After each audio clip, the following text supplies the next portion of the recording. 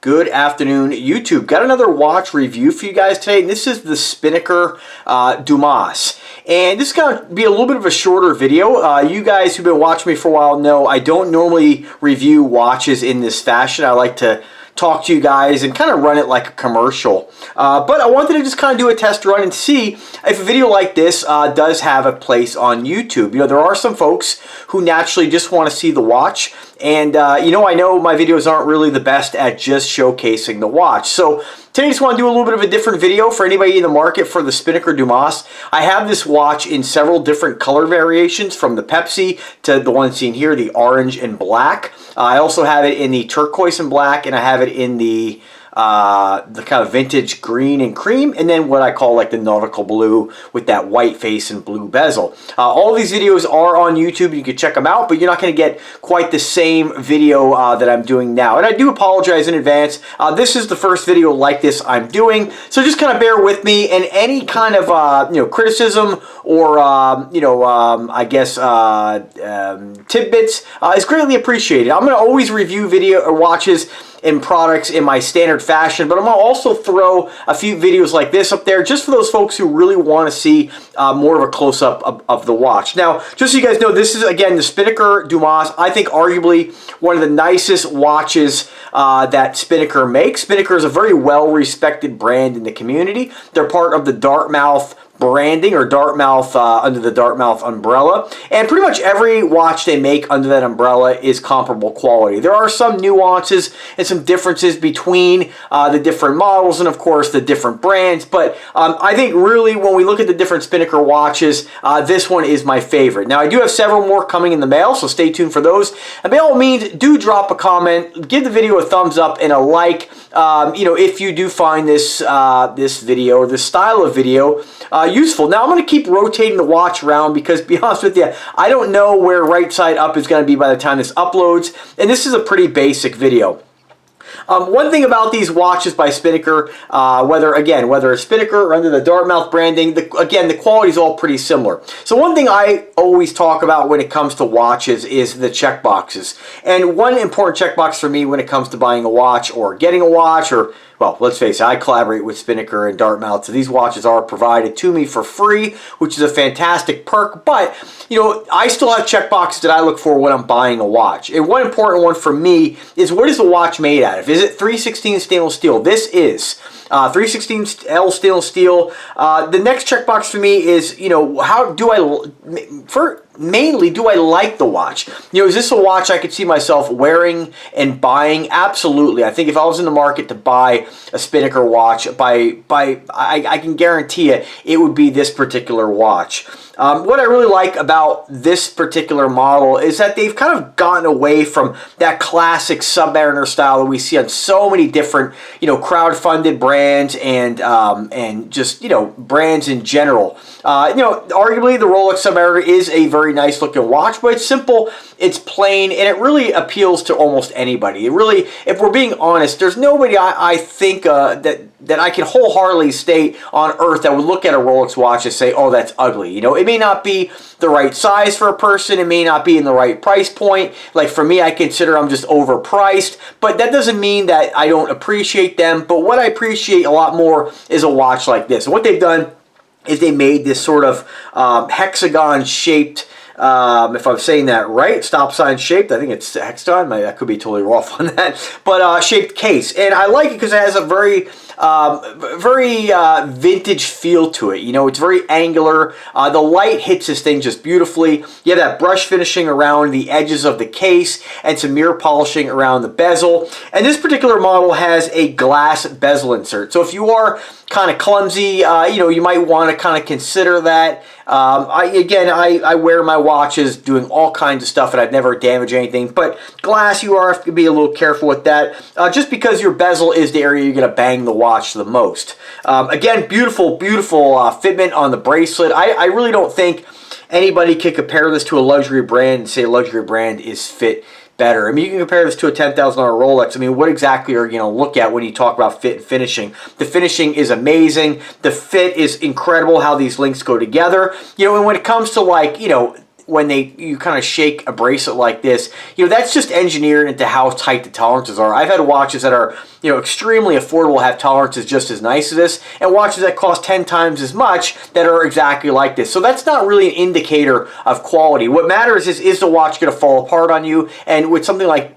Spinnaker watches, you're not going to have that. These are push pins and not screws. Some folks argue that a push pin isn't as good as a screw. I completely disagree. The only purpose of these pins or screws is to hold the links together. And if they're doing their job, there's nothing wrong with them, right? The one thing I find about a screw, I feel like screws have the ability to possibly, if they're not tight enough, to work their way out, whereas this, they're pretty reliable. You have 3 micro adjustments on the bracelet, and speaking of bracelet, this is a milled clasp, which is a checkbox for some folks. For me, not really a big deal. I like stamped clasps just as much, but this is milled, and I know that is a checkbox for a lot of folks. It is a dual push-button deployant clasp with a safety lock, the bezel action on it, if you are using this as a tool, especially with these gloves on, it is a little bit difficult to turn, but that's only because it's doesn't have really deep grooves. But without the gloves, you can see even with the gloves, it still turns with relative ease. It's not like you're going to have a real problem with this. It's not sticky, there's no back play. It's a fantastic bezel and fantastic quality. The lens on this, I do believe, is sapphire, but I just want to double check that real quick because it's been a while since I've reviewed this watch. So let me just go directly to their site. And as always, anytime I do a watch review, there is a link in the description, just like there will be a link in the description of this particular video. Check it out, read more about the watch, just because I want to make sure that, I don't want you guys to buy something just based on what I say. I really want you guys to go to the site, check it out, and make sure that I don't, misspeak on anything. Definitely hold me accountable if I do make a mistake. I always appreciate when you guys dropping a comment. What else? Let's see here. This one is called actually called Tangerine. And the model number on it, try to get this to focus again here, is, whoops. I don't know why this Canon camcorder has a hard time focusing sometimes. I don't know, maybe that's pretty common. There we go. What else? SP5081BB. And again, this is the Tangerine.